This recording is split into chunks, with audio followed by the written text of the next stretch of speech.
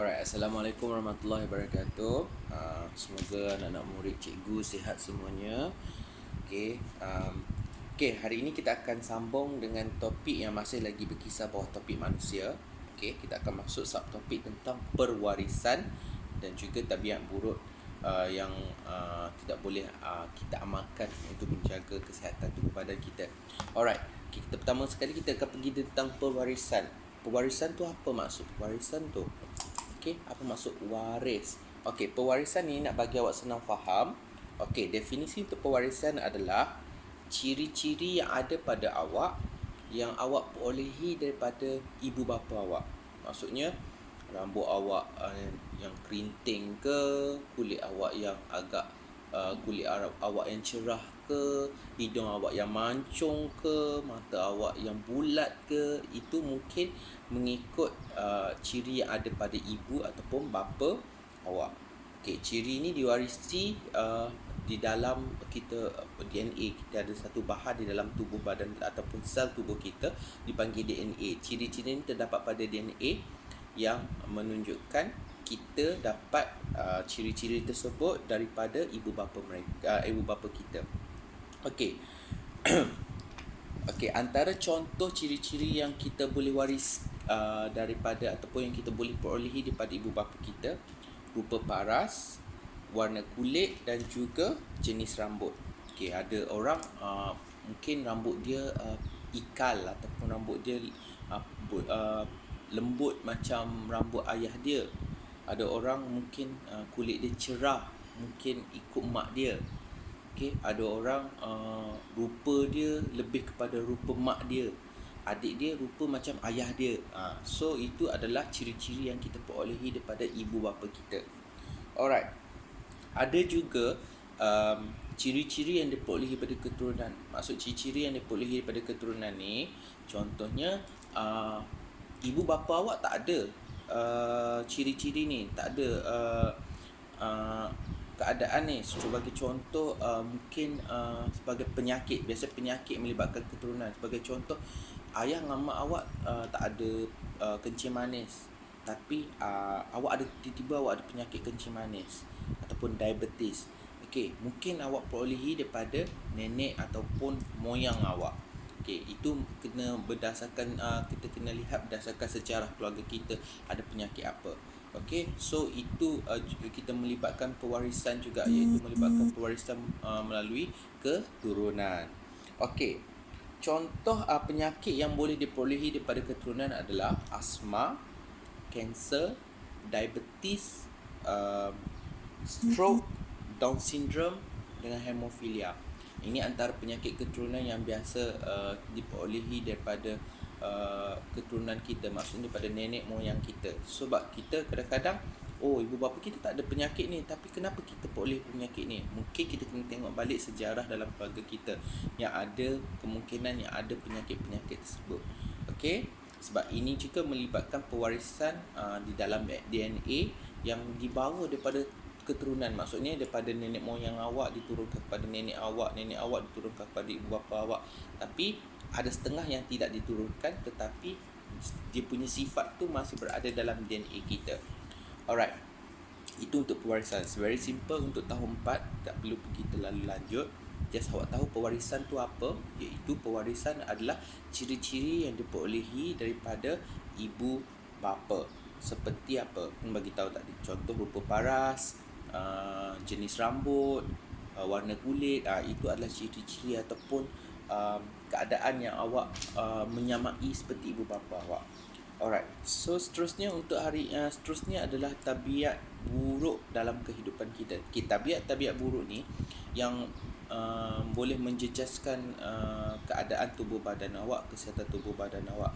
Antara tabiat buruk yang kita tak boleh buat, pertama sebagai contoh, pengambilan makanan berlebihan. Bila pengambilan makanan terlalu berlebihan, ia boleh menyebabkan beberapa penyakit seperti obesiti, penyakit kencing manis ataupun diabetes, dan juga penyakit jantung. Penyakit penyakit diabetes adalah disebabkan oleh pengambilan gula secara berlebihan. Kalau penyakit obesity adalah disebabkan oleh makanan yang diambil, mungkin awak terlebih kolesterol atau terlebih sumber minyak atau sumber lemak. Jadi itu awak tidak boleh diamalkan untuk memastikan obesity awak tidak memperolehi penyakit obesity. Okey, seterusnya penyakit jantung. Penyakit jantung mungkin disebabkan oleh pengambilan lemak yang tinggi, boleh menyebabkan juga penyakit jantung dan juga penyakit darah tinggi. Penyakit darah tinggi selalu dikaitkan dengan keadaan di mana salur darah makin menyempit ataupun tekanan darah makin tinggi disebabkan oleh mungkin masalah jantung. Sebab perkara-perkara ini dia ada saling berkaitan disebabkan oleh mungkin kita terlebih ambil daripada makanan-makanan kita. Alright, seterusnya kurang makan. Kurang makan pun tak boleh juga. Kurang makan boleh menyebabkan penyakit-penyakit tertentu. Sebagai contoh, awak akan jadi kurus sangat sebab kurang zat makanan. Okey, selain daripada itu juga awak boleh terkena penyakit kwashiorkor. Penyakit kwashiorkor ni dia keadaan di mana perut kita akan menjadi buncit. Buncit bukan sebab makan banyak, buncit dia macam kembung tau. Okey, ini disebabkan biasanya kwashiorkor terjadi disebabkan oleh kekurangan protein. Maksudnya awak tak makan sayur, maafkan cikgu. Tak makan ayam, tak makan daging, tak makan sumber-sumber protein. So awak kurang sumber-sumber protein. Biasanya penyakit kwashiorkor ni terjadi dekat negara yang kurang sumber makanan lah, seperti Afrika. Sebabkan di sana mereka tak dapat nak makan ayam sangat, tak dapat nak makan daging, tak dapat nak makan ikan. So mereka mungkin makan sayur-sayur ataupun kayu-kayu sahaja, pucuk-pucuk kayu sahaja yang ada di rumah, dekat kawasan rumah mereka. So ini boleh menyebabkan penyakit kurang protein, itu kwashiorkor. Okey, seterusnya amalan yang buruk ataupun tabiat buruk yang kita tak boleh amalkan adalah merokok. Okey, merokok boleh menyebabkan batuk, stroke, kanser, ketagihan, mencemarkan udara. Okey, seterusnya adalah amalan menghidu gam. Menghidu gam ni biasanya budak-budak ataupun yang peringkat bawah, peringkat muda-muda, darjah sekolah-sekolah rendah, darjah 4, 5, 6 sudah ada. Okey, menghidu gam ni, okey, dia hidu gam, dia hidu bau gam yang keluar, bau yang keluar pada gam tersebut. Okey, bila dia hidu gam, dia akan rasa khayal, dia akan rasa berada di awangan, dia akan rasa sedap. Tapi kesan dia adalah dia boleh menyebabkan awak berhalusinasi ataupun awak akan membayangkan sesuatu yang tidak ada dalam dunia nyata awak. Maksudnya membayangkan perkara-perkara yang tidak betul. Okey, lepas tu dia juga boleh menyebabkan kerosakan sel-sel otak awak. Dan ini adalah kerana wap ataupun bau yang keluar pada gam itu tersebut boleh menyebabkan deri-deri sel kita akan mati ataupun rosak. Okey, seterusnya penyalahgunaan dadah. Okey, penyalahgunaan dadah boleh menyebabkan halusinasi, hilang keseimbangan badan dan juga merosakkan sel otak. Okey, seterusnya alkohol. Alkohol menyebabkan badan kita tidak seimbang, penglihatan akan lebih kabur dan juga kita akan lambat menerima bergerak balas terhadap rangsangan yang berlaku pada diri kita. Itu adalah kesan-kesan untuk amalan-amalan buruk ini. Okey, jadi untuk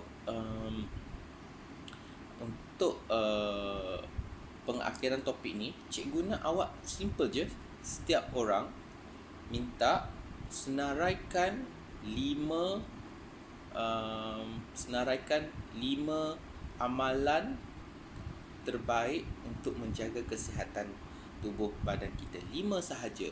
Okey, jawapan dia awak boleh tulis dalam kertas and then ambil gambar hantar kat cikgu. Satu cara lagi untuk Sivani dengan Amir, kalau awak tak nak braille, boleh minta ibu bapa awak rakamkan video dan hantar kepada cikgu video tersebut.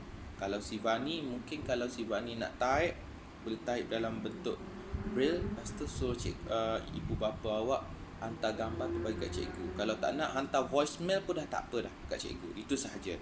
Terima kasih untuk sudi mendengar video cikgu kita kali ini. Dan terima kasih juga pada ibu bapa yang sudi membantu anak-anak kita untuk meneruskan PDP walaupun dengan keadaan semasa seperti ini. So kita sama-sama doakan semoga PKP ni ataupun semoga virus COVID-19 ni nak cepat-cepat hilang daripada muka bumi ni, dan supaya kita dapat menjalani kehidupan seperti biasa. Okay, cikgu faham semua orang akan rindu untuk ke sekolah, rindu untuk menjalani kehidupan seperti biasa. Okay, Assalamualaikum warahmatullahi wabarakatuh dan salam sejahtera. Jumpa lagi.